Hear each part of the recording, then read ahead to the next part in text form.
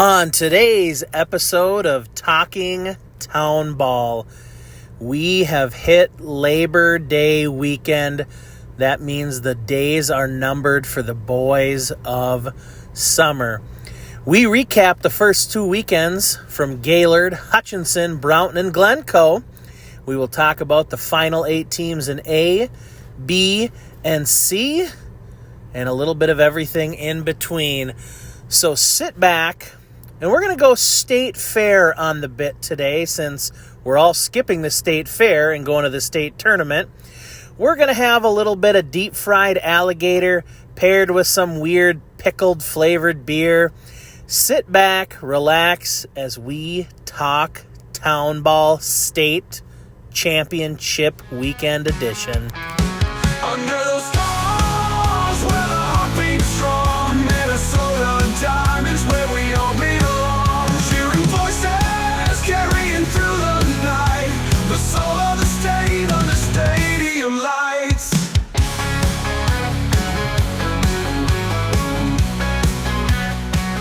Welcome back to the Talkin' Town Ball podcast. It is Thursday, August 28th. We are about a day away from the final weekend of the NBA State Tournament. Guys, I'm excited. We've made it.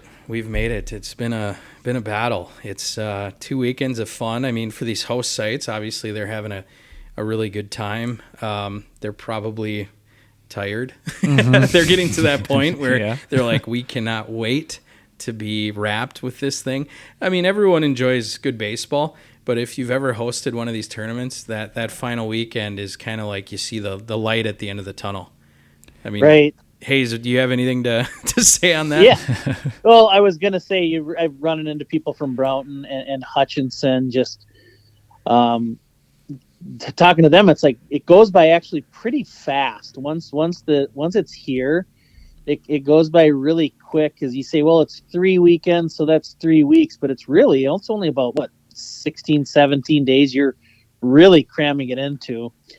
And that week leading up to your first games, it's you're just like people are at the field till midnight every single night. So yeah, I mean they avoided catastrophe weekend one with all that rain on Saturday morning, and everybody got rolling just about on time. And then last weekend it was kind of chilly, and I think that might have helped from a fan's perspective. I mean, I don't think too many people were going out to the lake, or maybe they're like, I don't think we need to go to the cabin quite yet. And it was pretty packed last weekend in Brownton and Hutch.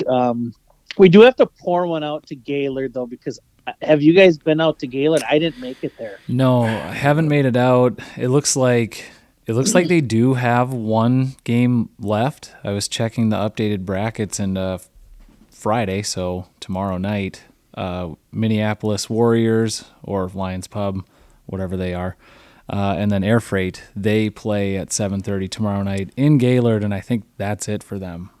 No, they have the A semifinals and the A championship. Oh, they do? Well, then I'm way off. Then we got to look at that. Oh, you got to look. You got to look to the right on the bracket. The brackets do. Yeah. Oh, they to the they right. keep going. Yes. Okay. Yep. Okay. They don't have 4 champions. They're going to whittle it down to 1. I was gonna say it'd be odd to have that third site only have a singular game. So yeah, it looks like Gaylord. They've got obviously their Friday night game, and that's Minneapolis Warriors and the Air Freight Unlimited, and then they go into Saturday. There is a 1:30 p.m. game, either the winner of Miesville, Forest Lake, Minneapolis Warriors, and the Air Freight Unlimited, and then there's a game after that, winner of the Snowmen, the Chaska Cubs, the Low Gators, and the Dukes. So yeah, a lot of good Class A ball to be played in Gaylord. Guess I'm a big dummy. My bad. big dummy, but we feel a little bit dumb for not being able to get out there. There was a couple matchups I wanted to get out there for, just unfortunately couldn't do it. I wanted to see that Paynesville team. They had a heck of a run, and then of course that Cinderella story came to an end last weekend, and then Raymond Rockets were another team I wanted to see, and the veteran powered Raymond Rockets still cruising in the final weekend. So lot of fun teams still out there, and a lot of fun matchups. But yeah, credit to all the volunteers we've seen at the park so far. Just a large contingency of volunteers, a lot of good people, and everybody's got a smile on their face. I mean, it is kind of nice to dodge the hot weather, because I want to reference 2023. We had a couple weekends where we were flirting with like 94, 95, and it was uncomfortable. Is probably a fair way to describe the weather there. And I think that maybe that the nice weather, the good baseball, it can make the days certainly go by a little bit quicker there. So to your point, Hayes, yes, it does fly by, but there can be struggles. There can be, hardships. And like you said, that rain was a challenge for a lot of these sites. Hutchinson, who has their field right next to a river there, I mean, if you had asked me, hey, last night from 4 to 6 o'clock, or even in the morning, 4 a.m. to 6 a.m., they have a downpour. Is Hutchinson going to be ready to play an 11 a.m. game? And I would have said probably not. As far as I'm aware, that field it gets, when it gets wet, it holds water. That's just how it goes. And unfortunately, that's just how it is for some people where they're located. They have that battle to deal with, and credit Hutchinson for getting that field ready. It was great. Yeah, it was an awesome setup. They did a great job. I got a chance to get over there that morning. I tried the IPA, and it was great. I think I gave it a hell yeah out of 10. But a little AM beer. Yeah, you can't drink all day if you don't start in the morning. That's right. And I did get a chance to talk to Mike Cutter. He's kind of heading things over there and keeping everything as on schedule as possible. The grounds crew was doing a great job. They had to start a little bit late. I think maybe an hour or less things were behind that day. But I mean, for the amount of rain and being on the river to only be an hour behind, and part of that had to do with a very good extra inning scoreless game to start the day, which makes things tougher too. But no, I got to talk with him a little bit, and things were going great. They kept everything on the up. So absolutely. I mean, we can talk about too our experiences, our personal experiences. We all kind of had our a dog in the fight, I guess you could say, in the state tournament. Some of us are still going. It's Ryan, your athletics have made the final weekend. I mean, you've obviously got to be pretty excited about that. I am. I'm a spectator after weekend one. Our Blues, we lost to the Waterville Indians weekend one, and then Jordan, you are still rolling with your Howard Lake Orphans. So it's kind of funny. We're in like 3 tiers of like joy and pain right now. Like Hayes with his squad going full speed into the final weekend. And then you got Jordan as a draftee. Obviously, if you were with your DC Saints, it would probably be a little bit different. It would feel different. And then you've got me over here sulking in the corner, but fun to be able to cheer on the remaining teams. Well, I think for you and the Blues, nothing to hang your head on. You guys played a great game against a really good Waterville team. I got to see them play against you guys, obviously, and then I got to see them play against Regal then following that. I mean, they can pitch. That the guy, what is his name? He's got one of the best names in the tournament, McBroom. Dallas McBroom. What an awesome name. Yeah, awesome name, great. Awesome pitcher. Credit to his parents for naming him Dallas McBroom. That's great. But yeah, it was a hard-fought battle. Hutchinson had us there for the site, and yeah, it was a great game, great field, great atmosphere. It's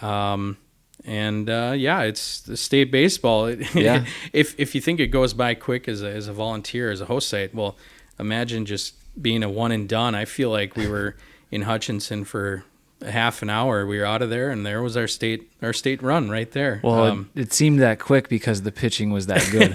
I don't know how many total base runners in the game there were, but both Dallas and Avery, they threw really well. Yeah, it was a fun one to watch, a pitcher's duel. I've said this before, but if you're a purist, there's been a lot of close low, scoring games, and that's just a credit Yeah. to, the one game a weekend approach. You throw out an ace, and you can throw out you can put all your weapons in the bullpen too, and that's kind of fun to watch. Where it's going to get interesting here is going to be the Friday, Saturday games, because you're going to start seeing, okay, like Jordan, you've come out of the pen for Howard Lake.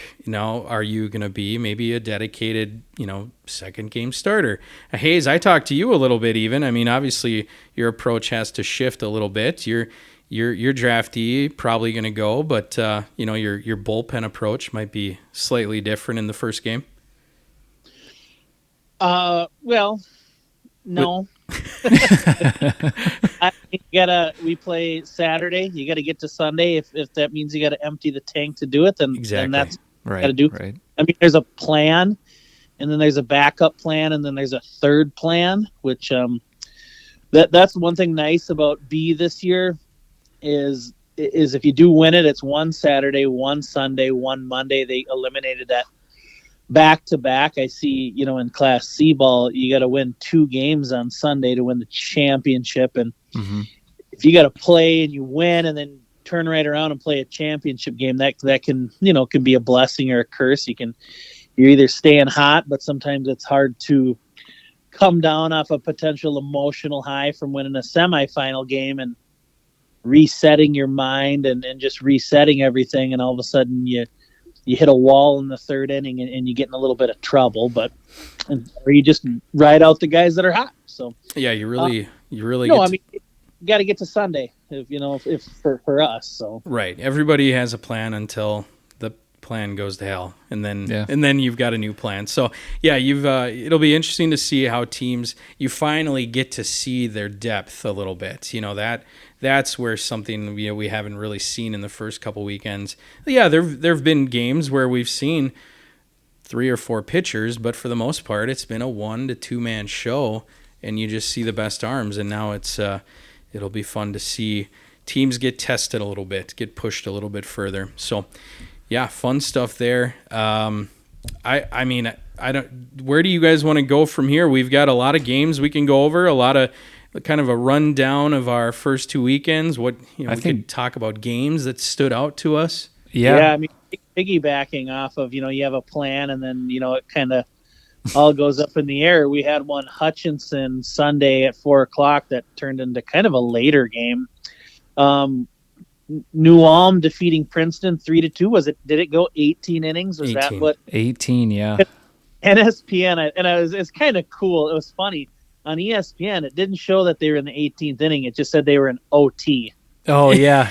If you watch the walk-off home run. It's overtime. Oh, by the way, our guy JP Doherty on the call there. Oh, free JP. Good job. Free JP. But yeah, it's an OT. But 18 innings, New Ulm with the walk-off home run in the bottom of the 18th to knock off Princeton. Yeah. That obviously stuck out. That was a big game to watch. I would like to say, too, in this previous weekend, just looking at Class C, Cortland being the team that they are, we expected them to do pretty great things this entire tournament, and they go in and they play the Piers Lakers and get absolutely shut out, 9-0. I think there was an 8-run 8th inning by the Piers Lakers, and the Cortland Cubs season comes to an end. Now, I don't have a ton of inside info on the Cortland Cubs. Somewhere along the lines, I heard someone of an important roster piece, someone got hurt. I don't know if that played in a huge role. I don't know. But Cortland, after the dominant year they had, to run into the Piers Lakers in the second round and get blanked, that obviously not the way they thought the season was going to end, but just means Piers Lakers, we got a heck of a team there. I've heard that they have some pitching and potentially getting more pitching back for the final weekend. That's what's out in the Twitter sphere right now. I suppose you, as a draftee of the Howard Lake Orphans, let's talk about this. The Howard Lake Orphans kind of upsetting the hometown Brownton Bruins on that first Friday night. Yep. I mean, there was a lot of energy in that park on that Friday night. It was a blast, and shout out to all of the volunteers at Brownton and Ryan Graham's. He's doing a great job with his crew over there. The field is playing great. It's been super fun, a good experience. But yeah, it was a really exciting game, a 4-2 low-scoring game. Low-scoring game. There was some high pressure. There was some late inning, I guess you'd say, drama, and Howard Lake able to scratch their way here, not only into the next round, but into the final weekend. And I said it when we played Howard Lake in the regular season. I said I don't know, they're kind of a gritty team that they're hard. There's a lot of hard outs in that lineup, and it's not fun. Especially, I said this a few times, but that like 1 through 5, 1 through 6 are just very tough to get out. And if you get guys on base in games like this, you are going to be successful. And I keep seeing it. They keep getting guys on base. They find ways to score. Yeah. And that's led them here beyond not only the Brownton Bruins, but another favorite by a lot of people, the Wyndham Pirates. Yeah. A team that, we got to know more at the end of the season and into the tournament. That's a solid team, and Jared Cook and the Orphans, and then a little help in the backside of the bullpen with Jordan here. The Orphans winning 3-1 over the Wyndham Pirates on last Sunday. So, yeah, Wyndham, another team where you could tell they had a great record in the regular season, and that's no coincidence. Like, you watched their starter go out there, and he was solid. Like, he hit all his spots. Could throw whatever in any count, and I could see why teams struggled to hit that all year. And that was kind of their strength, was their pitching, and they showed it there. And again, a low-scoring game, didn't go their way, but yeah, what a fun first game. 2 games. Absolutely. So you got the Howard Lake Orphans, Piers Lakers. In that same, maybe I'll stick with C for a little bit. We can just kind of go over what kind of matchups we're looking at here in this final weekend to get us rolling. Yeah. But in that what was that, Hayes? Yeah, let's run down the 8 remaining C teams in the games this weekend. Yeah, absolutely. We can kind of talk about that, and then maybe the little path they've taken. But above that quadrant with Piers Lakers and Howard Lake Orphans, you've got now the Glencoe Brewers going to face off against the Rosso Royals, as Hayes likes to call them. Glencoe Brewers, I think they were, a heavy favorite. I think a lot of people had Glencoe coming out of that that little area or that part of the bracket. They ran into a Painesville Pirates team that pushed them to the absolute limit. Yeah, that Painesville team's been hot to end the year. They drafted that Versteeg, I believe, out of Starbuck, and he's a hell of a ball player, and they were hot at the right time, and I don't think a lot of people had Painesville making it to that second weekend, if not state at all. I don't think we even picked them to go to state. That was a heck of a performance by Painesville to get to the second weekend, but yeah, Glencoe sneaking by. Now they're going to play Rosso, a team that I don't know, not a lot of people know about. They're that. Say that again. They score a lot of runs. I mean, they beat Cannon Falls 12-0, and they beat Opal 7-6. So they get 19 runs in 2 games. They're just big, burly lumberjacks, is what they're the up north version of how the guys for the Champlain Park Low Gators look.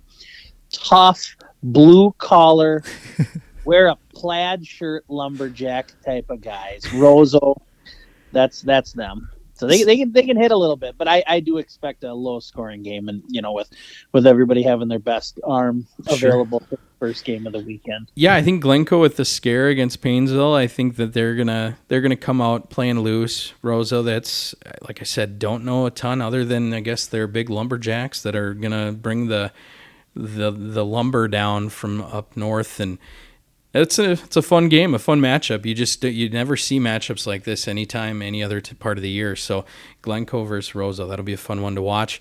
Above them now, the Regal Eagles, who I think in the rankings, I had the Regal Eagles as like a sleeper team. It was a team that you just cannot look past Regal because they are tough. They end up winning a game 2-0 over Dumont, which was a heck of a start to the tournament. I mean, Dumont was the number 1 team out of Region 3, and then they go and they play the Waterville Indians, who was the number 1 team out of Region 5, and they beat Waterville late. They came back, they rally, they end up winning 3-1. So that Dumont game, the Regal Dumont game, was the first one that Saturday in Hutch after all the rain. Oh yeah, and that's what extended the day because they went 12 or what was it, 11 innings, and ended up being 2-0 Regal, just some great pitching, and then again that Waterville game.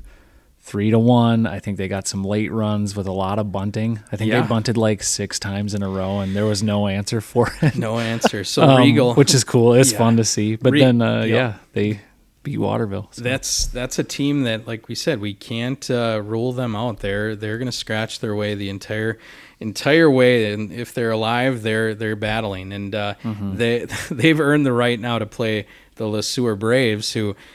I think Le Sueur, I'd have to go back and look at my bracket, but I think Le Sueur was a team that I had picked as a final team. I know that a lot of people like this Le Sueur team. It was the only issue with this Le Sueur Braves team, for as many runs as they scored in the region, I want to say they scored like 40 runs in 4 games, or 3 games. They've only scored 3 runs in their 2 wins. But how many runs have they given up? Hayes, I think, said it. I don't think they've given up 0, but Regal's only given up 1. Yeah, that's true. Yeah. So we're looking at 2 teams that have given up a total of 1 run. This is if you like pitching, this is a dream matchup here. The odds of them scoring a combined over 3.5 runs, I think you'd probably want to take the under. I mean, that's what we're seeing so far. So Le Sueur versus Regal, a fun game to watch. Probably going to be low scoring. We'll keep an eye on that. Then that last C matchup, another Farming Flames. This is another team we had pegged early on. We like the Farming Flames coming out of this little quadrant. I think, Hayes, you're a big fan of the Farming Flames. I am. I did actually pick Hanska to win it all, but so these are your 2 teams. my pick, but my team that I'd play for the entire summer. But hey, kind of another. Hanska's given up 2 runs. Farming's given up 1. So I mean. It's a little bit of the same thing with Le Sueur and Regal. Something will have to give there on Saturday morning in Brownton. So if you don't like seeing a lot of runs scored, about the Farming Hanska game and then go to the Le Sueur Regal. No, I'm just it'll be good pitching, and it's usually what dominates the tournament for sure. But, absolutely. Earl Weaver once said that the key to winning a baseball game is pitching, fundamentals, and a 3-run home run. And we've got the pitching, and these teams are fundamentally sound. And if we get a 3-run bomb in any of these games, man, we're in for it. Solo shots aren't going to win a lot of games. You got to get that 3-run shot. Yeah, rally killers, solo bombs. Right. Oh, I'd hate to hit a home run. That's for sure. Yeah, selfish. Selfish. It is selfish. Yeah, set the table. Don't just rip every. You can't just score the run yourself. You got to set the table. Yeah. Well, so we're through C. Oh, Hayes, I'll give you a second. What did you want to say? No, I was just gonna say we'll just kind of give the dates and times here. Saturday, 11 a.m. Brownton. That's going to be Farming Hanska. Saturday, 1:30 in Hutch is Le Sueur Regal. Saturday, 4 p.m. in Hutch, Glencoe and Rosso. And then Saturday night, 6:30 in Hutch is Piers and the Howard Lake Fighting Orphans. So mark your calendars wherever you want to go. Yeah, if you're a Class C fan, you could just find yourself a seat in Hutchinson at about 1:20. Grab some cheese curds and a pulled pork sandwich, and you're gonna watch about 7 hours of good baseball. I was gonna say you could this is maybe the perfect segue to go from C to B, because you could also go earlier to Hutch. Oh, really? Start your day with one. Is there a game at 11 a.m. in Hutchinson? I think there's a game at 11 okay. a.m. in Hutchinson, and I've never heard of these two teams. I don't know anyone on any of these teams. We might need Hayes for pronunciation here. Yeah, let's jump to B, because leading off the final 8 for B in Hutch at 11 a.m., the host Hutchinson Huskies are taking on the Delano Athletic. Is that Athletics? How do you say that? Fabletics. Oh, Fabletics. Fabletics has some great deals. $10 shorts if you Say sign these up. Metro teams, you never know what you're going to get with the names. It is what it is. No, the Delano Athletics coming in to face off against the host site team, the Hutchinson Huskies. What do we know about these teams? Hayes, let's say this. The North Star League, you guys were a part of that for about 440 years, and there was always that rivalry with Hutchinson. It feels like anytime you guys match up, it doesn't matter what happens during the game, it's always going to come down to the final inning. Do you foresee that being the case here again in a matchup against the Huskies? God, I really hope not. I really hope not. The state tournament can age you a little bit and put a little more gray in my beard. I might have to invest in some Just for Men here coming up. But, it was funny. We went back out to Hutch on Sunday and was talking to a couple gals, and I had a Delano shirt on, and they go, "Oh, we got you next Saturday." I said, "Oh, yeah, Delano Hutch." I just don't know a lot about Hutch. Do you two know anything about him? They're kind of very confused, and they figured out I was laughing. So yeah, I had a feeling someday. I mean, obviously it was going to happen. I didn't think it would happen the first year in the Crow that we would run into our old foes in Hutch in the state tournament of all places. So when Mike Cutter took over, I think it was about 15 or 2016, and he and I went back and looked, and he and I have become very good friends. We're not friends this week though. No, he and I can't went be. back, and literally did, I think, almost 20 some odd games, and the record was perfectly even. The run scored was within 1 run. The home runs and the doubles were like identical. So, that was over about a 7-8 year span. And again, we play home and away.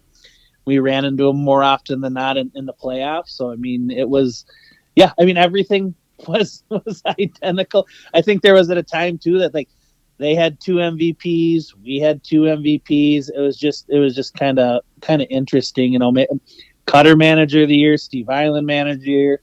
So, the rivalry essentially renewed Saturday at 11. So I would go to that one over any other game.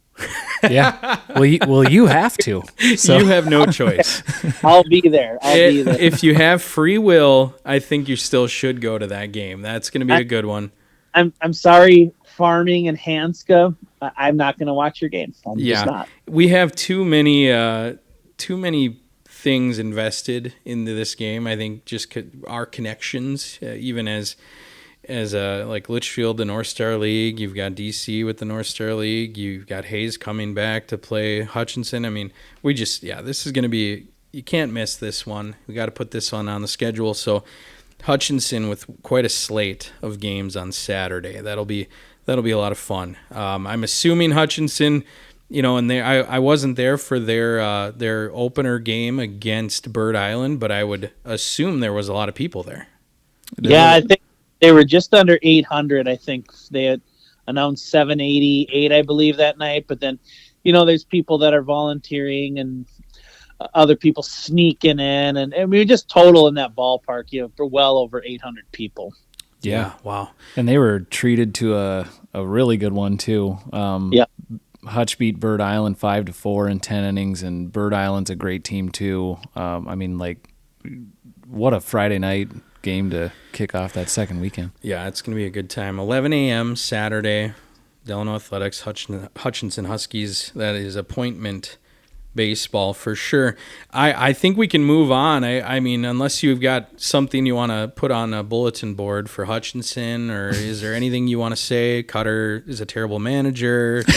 He's a good host, though. I mean, is there anything you want to say? Nope. Okay. Nope. Nothing at all. Playing this one close to the vest. Playing it close to the vest. Are you and Cutter planning on serving up kegs and eggs for this game? It is the morning game. I think maybe it's the least you could do for the fans. They're the hosts. They can get that taken care of. They'll provide the kegs. Send the message. What's Holter doing that morning? Him and Piepenberg. Yes, we'll get Holterstrom Piepenberg over there to cater the kegs and the eggs. So Good. Yeah.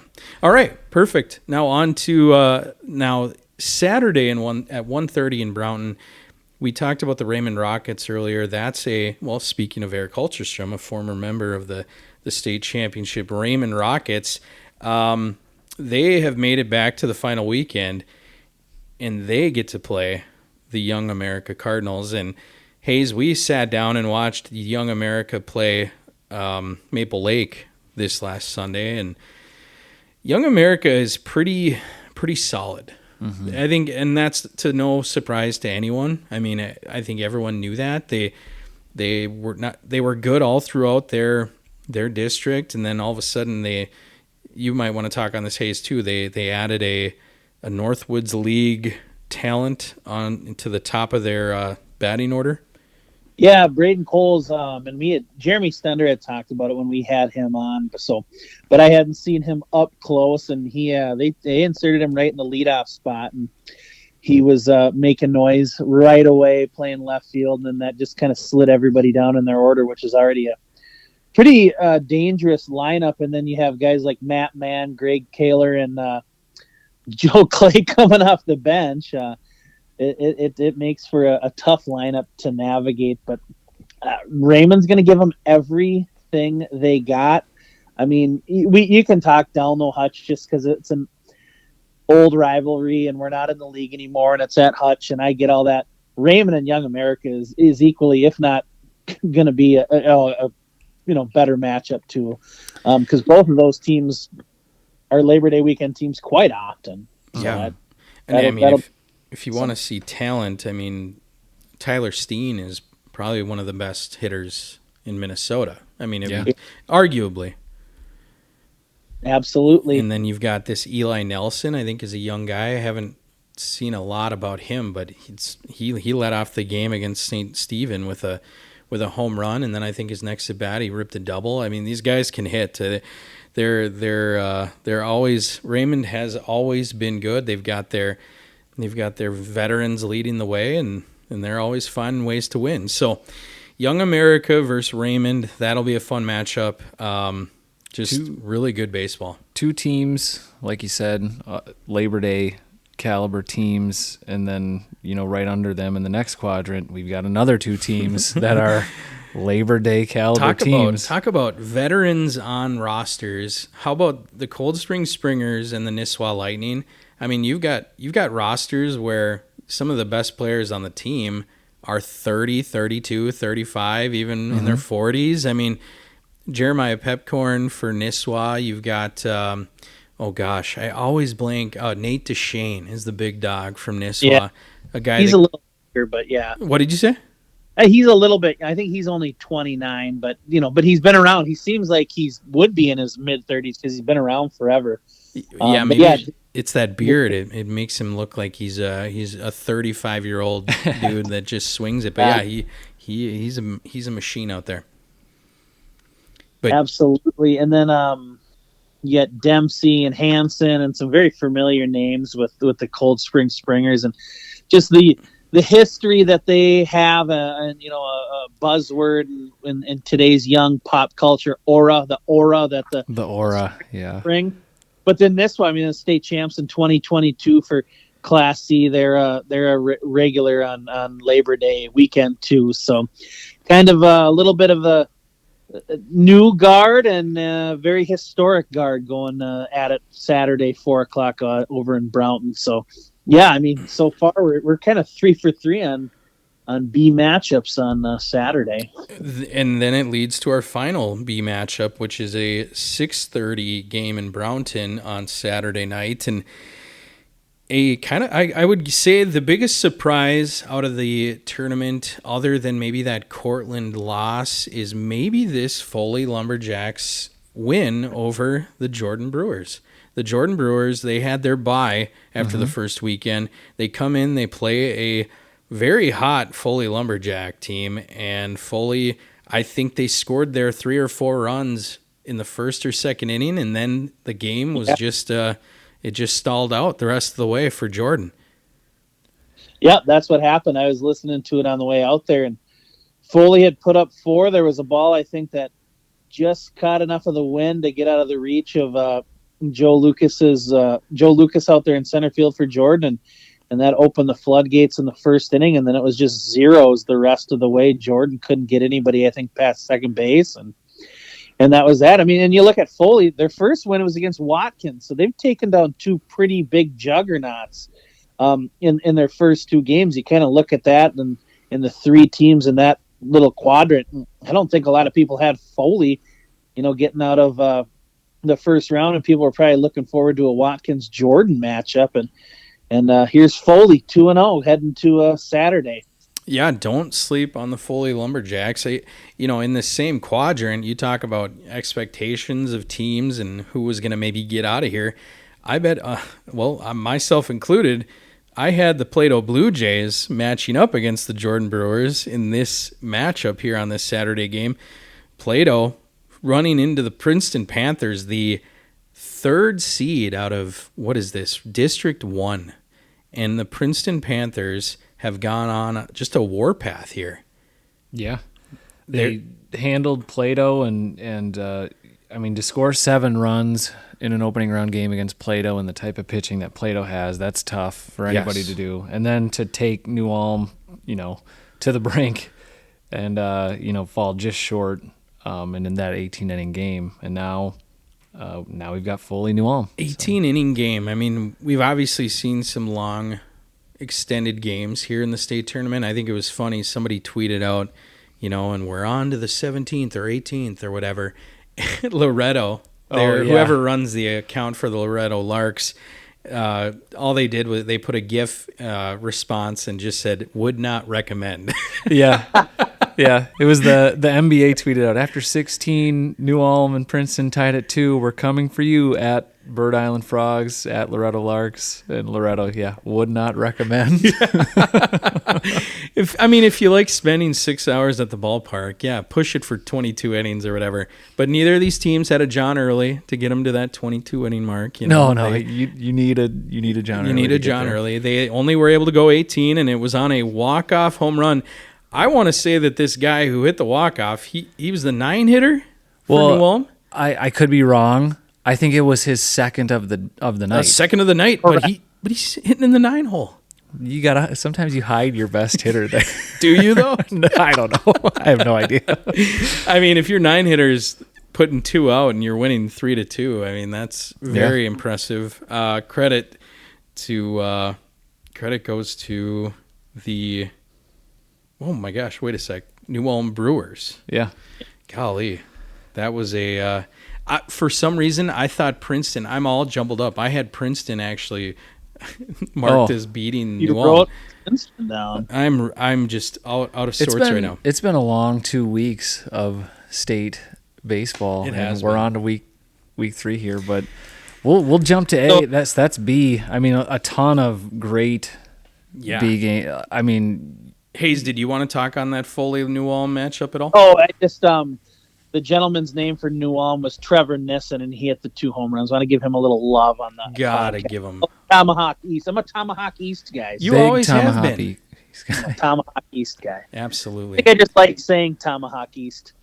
Oh yeah, 100%. That's like the coolest. Right, yeah, we can go jump onto A here. Jump onto A, and I think Jordan. Yeah, A was where you had made your predictions. How have your predictions? How have they panned out? I'm about 50-50. Well, a little more than 50-50. That's pretty good. That's still pretty good. I think I missed on 3 of the 8. I don't know. It Sure. was forever ago. Let's I can't run through remember. them. Let's see what we got. Well, so these are all on Friday night, these games, and they have one at each site, obviously. But kicking it off, the Miesville Mudhens and the Forest Lake Brewers. I picked Miesville to win it all, so they're still going strong here. But they shut out Waconia 5-0. A great matchup there. Two very good teams putting together a very good baseball game. After Waconia had beat Minnetonka to get to that game. So we talked about that a little bit in our bracket post whatever show that was. The post of the pre-show. There you go. But yeah, Miesville, Waconia, what a game. And now Miesville is on to the last weekend, and we've got Forest Lake, who they beat the River Rats. They handled them 13-1 in a 7-inning 10-run affair, but then they beat St. Anthony, who they were the number 1 team out of Section 7. So beat them 3-1, and now Forest Lake they get the honor of facing off with Miesville. Yeah, And I think that is a tall order. I will say this. I think Yeah. Miesville is going to be absolutely difficult to deal with. Forest Lake beating, the River Rats, their first state appearance, and St. Anthony Hogs. We actually, Litchfield, we hosted St. Anthony, good solid ball club. But boy, Miesville, that's a scary team to be staring down the barrel of right now. It's a tall order, but Alec Abercrombie, Brandon Rogers, they're both batting .444 through the first 2 games. So 2 guys that could give a jolt to their lineup and maybe get some hits, score some runs. Absolutely. That's at 7:30 Friday night in Glencoe. That'll be, I think, a very good game. Let's talk about this for a second. Has a fourth site, is this new this year where the fourth site has hosted beyond the first weekend? Yes. Yeah. Yep. Did Glencoe have games all throughout last weekend too? I mean, I'd have to reference that, but They had the Rochester Air Freight game that got rained out after 3 innings. So technically, yes, Glencoe will have a game all 3 weekends. that's pretty impressive. Yeah. Yeah. I think with the new format and the 3 classes, and you got to kind of make things work. I think that's probably why they're hosting on the final weekend, but good for them. I mean, Yeah. I've heard good things. They've been doing a good job. So Absolutely. Credit to the Glencoe group. Great job.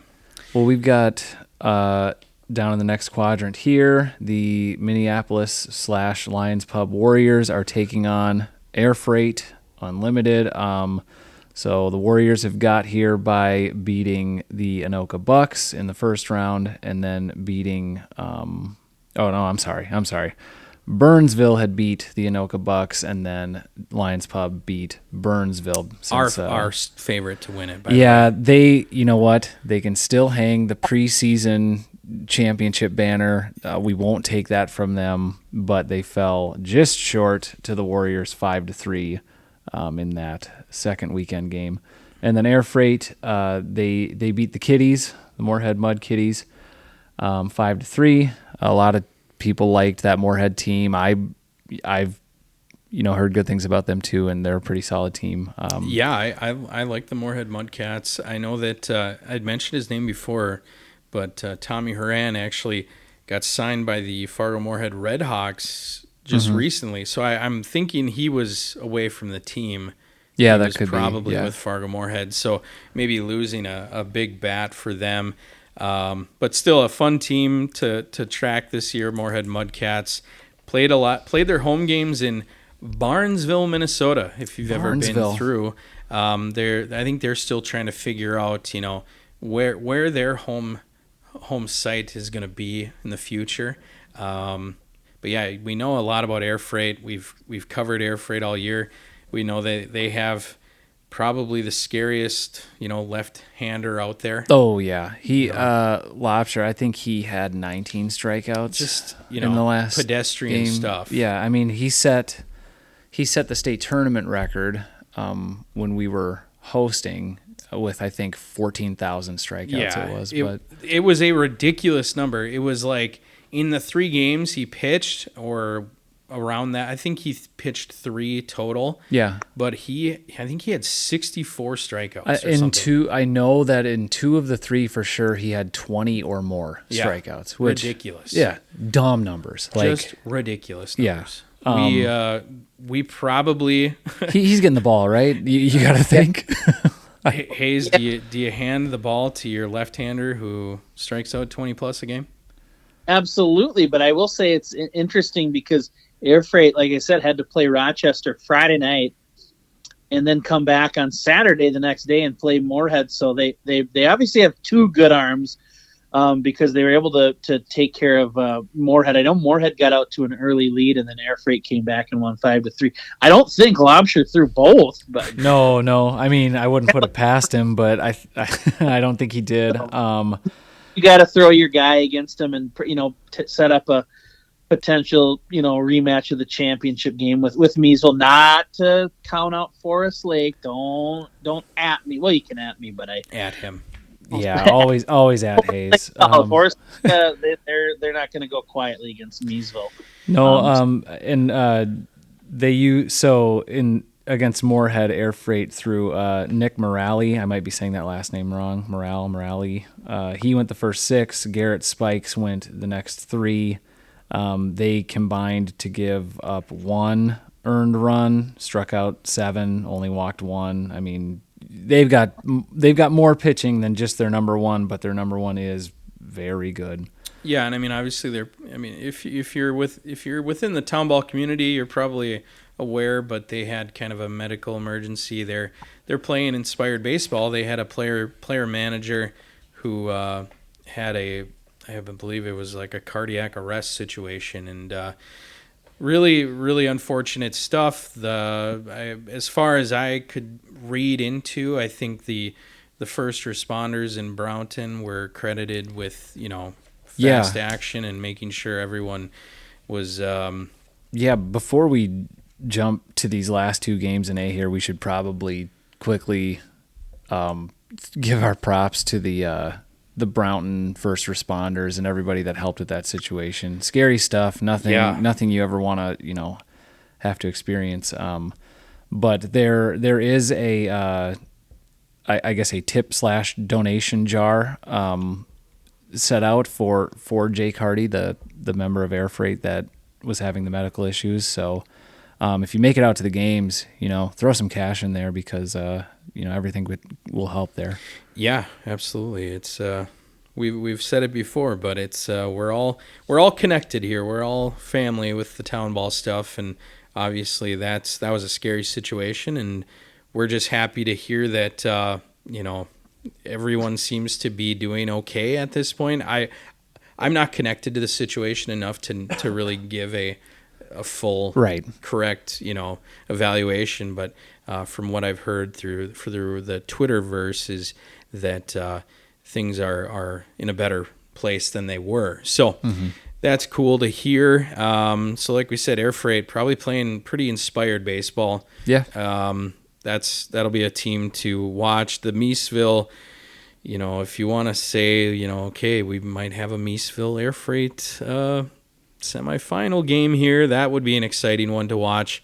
That would end up being a Saturday 1:30 game in Gaylord. So a lot of these games, actually all of these games except for a couple on the bottom side, they're going to be mainly in Gaylord. So if you're a fan of that Class A ball and you want to see some really, really good ball players, I mean, Gaylord is going to be the spot. Maybe an opportunity for one of us, maybe a couple of us, to sneak down there to Gaylord Friday night. We should try. Yeah, we definitely It's an should open if we window. can. I'll see what I can do. Then we can say that I was at Gaylord because I do want to get down to the field there. I know it's. We will take a picture to make sure there's proof that we were there because we don't want Gaylord to feel like they're slighted. It's way out. It's a little bit way out east for us here at, in Litchfield, Dasko-Kato. Hayes has no excuse to not have been there. So I don't know what he's been doing. We could He misses North Star League baseball. He's like, Hutchinson, of course I want to get out to Hutch. you miss it so damn much, and that's Well, there's fine. much in Hutch. There is much in Hutch. Well, so our other two quarterfinals, first one's in Brownton, Friday night, 7:30. The North St. Paul Mighty Snowmen and the Cubs, a little bit of another kind of going back to Cold Spring Nisswa, a very historic, classic team in the Chaska Cubs, and a North St. Paul team that's kind of been hot on the spot here the last few years. I believe they used to be called the 508s. Yeah. And then Yes. their name 2 years ago to the North St. Paul Snowmen, and it has worked because I think they've been to the last 3 state tournaments, and Well, they Yep. they All knocked group. off the Cobras, Behold, and then took down another team that a lot of people liked in the St. Paul Mudhens. So they find themselves in the final weekend playing against the Chaska Cubs, who historically have had really good success at the state tournament. This is a good matchup, 7:30 in Brownton on Friday night. yeah, I think outside of the Meesville Air Freight, Chaska was kind of one of those other ones to look at as that people picked to win the whole thing. So this is a very good matchup on paper in my opinion. Yeah. We're down. Yeah, this is now the final matchup of that last quadrant. The Low Gators and Dundas Dukes, two teams that I don't know a heck of a lot about. I mean, Ryan, do you have anything that you any info on the Low Gators or Dukes? We played Champlin earlier this year. They rolled in on a weekday, Iron 9, so it wasn't their best squad. I know they can be a lot better than that. Obviously, when you beat a team like Shakopee 9-3, you got some studs. But they're a veteran team. Both teams, I think, veteran team. A lot of state tournament appearances, a lot of state tournament innings. I think Champlin has been on the cusp of winning it a few times, and Dundas is in that class with the Cold Springs and the Chaskas and the Meesvilles, that they're historic, but they have maintained and they're still a solid team. Dundas, they won their first one over the Highland Park Beavers 5-4, and then beat the Hit Dogs from Plymouth 6-5. So playing close ball games, nothing new to those guys. But yeah, I think again we're 4 for 4 with these matchups. I think baseball term, hit it out of the park on actually all 3 classes. The final 8 matchups are flip a coin and Right. Yeah. Ton of good baseball to go see, and you should go see. 100%. We've got the championship games are for C and A are on Sunday, Yep. and then B Labor Day, Monday. It's gonna be a good one. Sunday at noon in Gaylord is going to be the Class A championship. Sunday night, 7 o'clock in Brownton, under the lights, is going to be the Class C championship game. And then Labor Day. I wish it was Memorial Day and we were going into summer, not counting the minutes till it's over. Monday, September 1st, Labor Day, 1 p.m., Hutchinson, Class B state championship. And then that's it, boys. Yeah, crazy. Yeah. It's crazy. I want to say, in terms of the reclassification and what we saw, just focusing maybe more on C, we saw, I think, a lot more parity in this tournament. We're seeing a lot of teams that you'd say, okay, they're ranked highly, they're ranked in states, you're going to see them in the final weekend. Not the case. I mean, we saw teams in the top 10 in C that didn't even make the state tournament, and then we're now seeing teams falling off left and right. I know that our buddy Kip Kovar tweeted out, Jordan, you might even have that up. Yeah. There are a large percentage of teams that maybe have been favored have found their golf clubs already. Yeah. Kip had tweeted out, he said a look into, he did both Class C and B, it looks like. B teams to not make the state tournament that were ranked highly throughout the year. Bluffton was ranked number 2, Sobieski number 9, Watertown 10. And then ranked teams to not make it to the final weekend, the Jordan Brewers, who were ranked number 1, and Bird Island was ranked number 5. And then on the C side of things, ranked teams to not make state, Clearwater, Spring Hill, New York Mills, Vasili, and then ranked teams to not make it to Labor Day weekend. Cortland, who was ranked number 1. Wyndham was number 3. Waterville 4. Morris 10. Cannon Falls also 10. Really, it's up for grabs, as Kip says here. And it then is up for grabs. There and was then a our- reply. We want to talk about this reply. It was an elite response. So Kip had those tweets, and then our very first guest, Town Ball Schedule guy, had also tweeted out, and this was on Sunday. He said, "What a crazy day of state tourney action. The top 3 teams in Class C going into the tournament in Cortland, Waterville, and Wyndham all go down. And potential Class B favorite in Jordan also bows out today." And then our friend Brandon Johnson of the Detroit Lakes Ligers said, "It's like they wanted more competitive balance while providing more opportunities to teams and somehow figured out a system to do it pretty dang accurately." He also said that there are some burners out there that were complaining in March that are kind of quiet about that now. Okay. I think we are seeing some good quality baseball, and I would say some success in that. Right, in that there are teams that are making runs that maybe you wouldn't expect. And I know it's cliche to say, but playoff baseball or state tournament baseball, it's anybody's game. Anybody could win any given game, and we're seeing that. We're seeing very good, highly ranked teams getting knocked out. 100%. But in all classes. Yes, in both Well, classes. 2 things I'm going to point out. Number 1, we might need some new prognosticators, especially in Class C. Oh no! Oh no! Who could that And then be? number 2, there's a lot to talk about in the off season. So hopefully this podcast can last a couple extra weeks once the season's over. Yeah, we can have a lot to fall on here after this. So A lot to talk about for sure. No, it's gonna be a good final weekend. We're excited for everybody. Get out, watch some baseball. The weather's supposed to be beautiful. Glencoe, Gaylord, Brownton, Hutchinson, go They're all support these sites. Go watch some state tournament baseball. Yeah, we've said it from the start. Go support the sites. It is going to be an epic ending here. C is up for grabs. There's still some real powerful teams in A that are out there with some really good baseball players. B is exciting. You never know where it's going to go. That's kind of where we're probably going to roll with the end of this. But Hayes, did you have anything else you wanted to talk about? yeah, I think just kind of want to send us off, and again we'll probably be able to have a couple episodes when it's all said and done to For sure.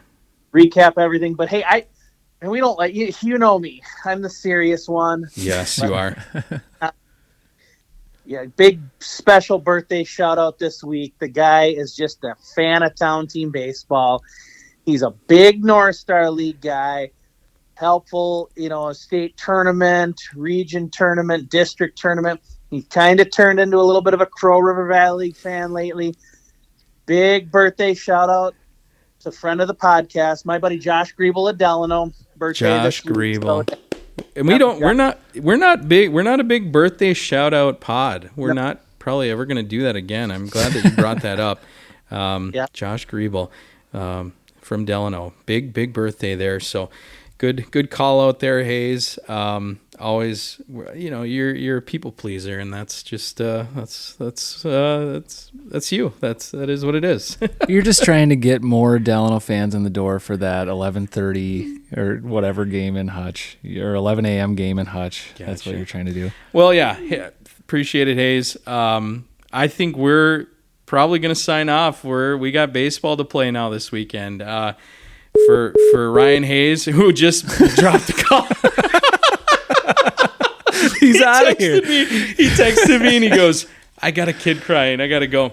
Perfect. Respect. Good call out with the birthday shout out. So for Ryan Hayes and for Jordan Flick, this is John Anderson. I'm going to sign off here. Everybody have a good weekend. Go watch some good baseball. Go cheer for Jordan with Howard Lake. Go cheer for Delano for Hayes, or cheer against them. Yell at them. Yeah. Call them losers. I don't know what you want to do, but just go enjoy baseball. Go drink some beer. Have some food at these sites, and enjoy some exciting baseball. Because hey, in a week, it's all going to be over. So enjoy it while you can. We will talk to you guys again soon. Thanks.